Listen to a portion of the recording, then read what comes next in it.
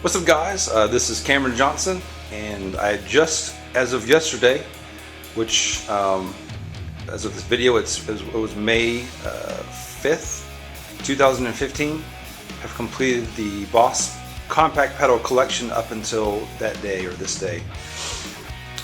All the way from the PH1, OD1, SP1, with its way in the back, up to the newest pedal, which is the BB1X, and of course the Wazacraft pedals.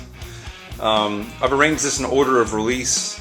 I'm not sure if it's exactly the right order, but we're basically going from at least release year, the original pedals, all the way up to present day. So I'm not going to really talk about each pedal in particular, because that would take forever. So I'm just going to go down row by row and kind of just show you guys all the different pedals and all the years, because it's kind of a cool kind of history lesson in Boss, and it's fun to think what when certain pedals came out, and what other pedals came out at the same time. We're just going to do that.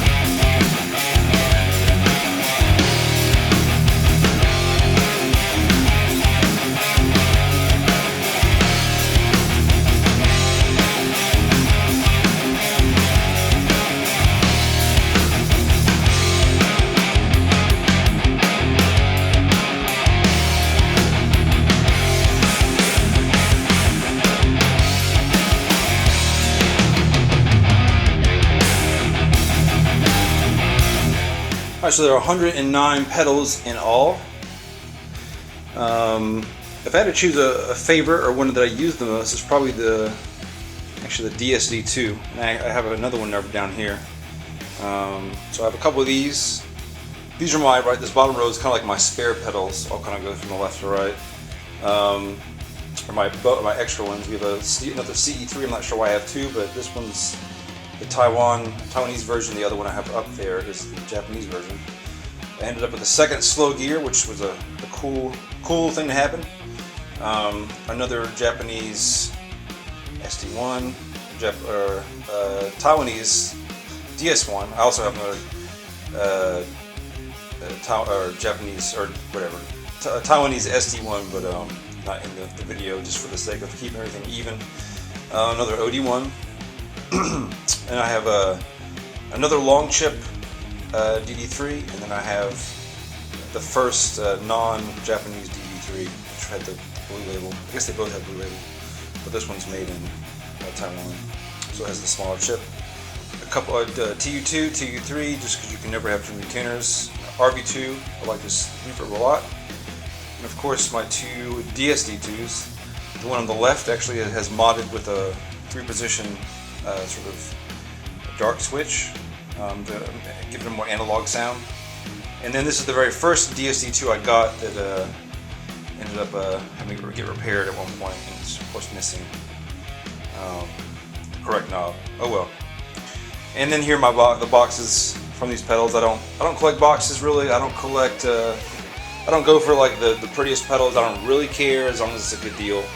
And the only pedals I actually purchased new were my TU2. That was probably my first Boss pedal, I think. And then where's that other guy? There it is, the line selector. There we go. That's the other pedal I purchased new. Everything else I bought used. It took me a little over a year to get everything. I think I started out with 20 pedals, and I ended up with 109, well, plus the bonus row down here. So yeah, you know, if you just go on eBay and guitar forums and that kind of stuff, and are very, very, very vigilant about it, you can get a pretty good collection pretty quickly. And trust me, it's not like I make a whole lot of money. I just sacrificed it all for Boss pedals apparently. Anyways, guys, I think that's going to be all for this video. I'll continue on with the Boss project, reviewing each and every pedal as I go, and maybe I'll do some Q&As if you guys have questions about specific ones and that kind of thing. But until next time, see you later.